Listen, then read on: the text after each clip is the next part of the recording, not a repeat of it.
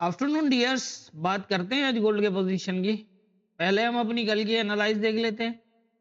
कल हमने जब गोल्ड को एनालाइज किया तो 2743-44 के पास मूव कर रहा था और यहाँ पर मैंने ये पोजीशन बताई थी कि ये रेजिस्टेंस एरिया और ये सपोर्ट एरिया, ये दोनों इंपॉर्टेंट है। जिस तरफ निकला उसी तरफ जो है वो जाएगा। जैसा कि मैंने बताया था कि अगर ये ब्रेक हो जाता है तो फिर आ जाएगा 25 तक, और अगर ये ऊपर इसको ब्रेक करता है तो यहाँ से जाएगा 60 वाले एरिया तक। और इससे अब मैंने यही बताया था कि यहाँ से जो है वो ऊपर जाने के चांसेस कम होंगे, तकरीबन इस लेवल तक आ सकता है ऊपर। और नीचे यही बताया था कि ये 2725 इंपॉर्टेंट है। अगर ये प्रॉपर टेस्ट रहा तो ये दोबारा बुलिश हो जाएगा, लेकिन अगर ब्रेक करके जाता है तो इस एरिया से दोबारा सेल होगा। तो आप देख सकते हैं जिस तरह की मूवमेंट हुई आपके सामने है। यहाँ ये स्टे करता रहा। पहले इसने नीचे ब्रेक किया हुआ था, तो मैंने यही कहा था कि यहाँ पर पोजीशन यही बन रही है कि ये बुलिश भी होता जा रहा है, लेकिन यहाँ पर जो है वो यहाँ से रिजेक्शन भी शो कर रहा है। आप देख रहे हैं कि जिस तरह से मूवमेंट हुई है, पहले इसने इस एरिया को ब्रेक किया और ब्रेक करने के बाद जो है वो 50 से 60 वाले एरिया को हिट किया। तो ये थी हमारी कल की एनालाइज और मार्केट की मूवमेंट। अब देख लेते हैं आज के इंपॉर्टेंट एरियाज क्या होंगे। आज के इंपॉर्टेंट एरियाज की अगर हम बात करें तो अब जो है वो मंथ भी क्लोज होने वाला है। मंथ का जो है वो लास्ट वीक चल रहा है और आज एफओएमसी की न्यूज़ भी है।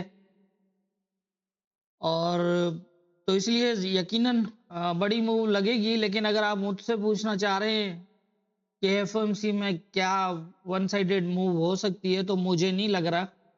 अ, उसका रीज़न मैं आपको बता चुका हूँ, पहले भी ये कई बार बता चुका हूँ कि मार्केट जो है वो नीचे से अगर ऊपर आ रही है तो लेवल ब्रेक करते हुए ऊपर की तरफ जा रही है। और इसी तरह से ये ऊपर से नीचे आया है तो भी ये ब्रेक करके आया गोल्ड, और अभी भी वही पोजीशन बना रहा है। ये आप देख रहे हैं प्रॉपर सपोर्ट नहीं है यहाँ पर। और उसके बाद अगर हम देखें यहाँ पर ये एक प्रॉपर सपोर्ट नहीं है। जिस सपोर्ट को इसने ऊपर ब्रेक किया फिर नीचे भी ब्रेक किया, और यहाँ पर भी अगर पोजीशन देखें तो ये आप देख रहे हैं कि यहाँ इस एरिया को भी ब्रेक M15 में ब्रेक क्लोज किया हुआ है। ऊपर अगर हम देखें तो ये वाला कल ये जो है पिछले टाइम में ये 70 को ये ब्रेक करके और फिर नीचे आया था। और यहाँ पर अगर देखें तो ये वाला जो 2784 से 90 वाला लेवल भी इसने शेडो ब्रेक किया हुआ है। तो ऐसी कंडीशन के अंदर वन साइडेड मूव नहीं है। अगर इसने ये एरिया ब्रेक किया तो ऊपर 2805 से हो सकता है रिजेक्ट हो जाए, और नीचे अब होगा क्या वो भी मैं आपको बता दूं। अगर तो मार्केट को वन साइड होने के लिए एक ही तरीका है। अगर तो ये पहले सेल आ जाता है तो फिर ये वन साइडेड होगा बाय, और अगर ये बाय चला जाता है तो फिर वन साइडेड होगा सेल। इस तरह होगा। पहली मूव जो न्यूज़ के आते लगेगी, अगर बाय की सेल की तरफ लगती है तो फिर मार्केट जो है वो किसी एरिया से सपोर्ट लेकर बाय होगा, और अगर ये बाय की तरफ निकलता है तो फिर रिजेक्ट होके सेल की तरफ होगा। क्योंकि बड़ी सेलिंग करने के लिए इसको ये एरियाज मेंटेन करना है। ये वाला एरिया है और ये वाला भी इसने ब्रेक किया हुआ है, जैसे ये ऊपर ब्रेक है। यहाँ ये एरियाज मेंटेन करने के बाद ये सेल होगा, और अगर इसको बाय होना है तो ये एरिया भी इसने ब्रेक किया हुआ है, ये एरिया भी ब्रेक किया हुआ है। तो इसको या तो सपोर्ट वन साइडेड के लिए या तो सपोर्ट चाहिए बाय के लिए, या फिर रेजिस्टेंस से रिजेक्शन चाहिए। तो ऐसी सूरत में यही होगा कि जैसा मैंने बताया कि न्यूज़ आते ही जो है वो वन साइड, जिस साइड जाना होगा इसको, अगर वन साइड बाय की तरफ होना होगा तो ये पहले सेल होगा उसके बाद बाय होगा। सीधा सीधा कहीं से भी जो है ना वन साइड नहीं होगा। इस तरह की पोजीशन बन सकती है। फिलहाल करंट पोजीशन जो नजर आ रही है वो लग तो यही रहा है कि ये एरिया एज ए सपोर्ट ले, और फर्स्ट टारगेट यही है। और सेकंड फिर जो है वो इसके बाद आता है 76 से 80 वाला। ये भी काफ़ी इंपॉर्टेंट रहेगा। अगर इसको शेडो ब्रेक कर देता है तो ये दोबारा, अगर इसको ब्रेक करके निकल गया ऊपर तो ठीक है, और अगर नहीं निकल पाया तो अगर इसको शेडो ब्रेक करता है तो फिर ये दोबारा नीचे आ जाएगा। नीचे देखिएगा ये वाला एरिया भी ब्रेक है, और ये एक ऐसा एरिया है जिसको ये फिलहाल वक्ती तौर पर सपोर्ट ले सकता है, लेकिन अगर इसके नीचे H1 का क्लोज कर देता है तो फिर ये पोजीशन बनेगी।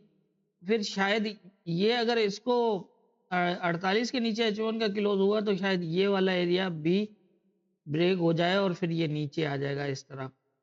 ये पोजीशन जो है वो बन सकती है।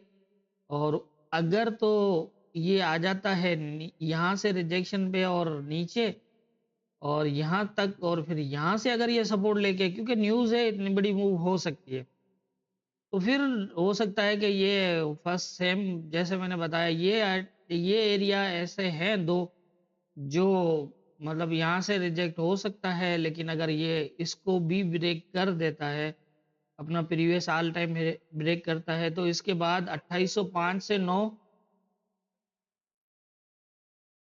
और उसके बाद 2825 का एरिया होगा। ये एरिया ऊपर जो है वो 2825 बहुत इंपॉर्टेंट है। अगर यहाँ से रिजेक्शन हुई तो ये दोबारा आ जाएगा सेम यहाँ पर जो इसका प्रीवियस हाई था 2790 के आसपास। और अगर ये ऊपर चला यहाँ ये भी एरिया अगर ब्रेक कर देता है तो फिर नीचे 2714 से 11 का एरिया है और उसके बाद जो है वो 2700 वाला एरिया है। तो इस तरह की पोजीशन है नीचे और ऊपर। अब देखना ये है कि किस तरफ जो है वो वन साइडेड होता है। तो मेरे ख्याल से मेरी जितनी समझ है उसके हिसाब से मुझे यही नजर आ रहा है, बाकी होना क्या है ये तो ऊपर वाला बेहतर जानता है। दुआओं में याद रखिएगा।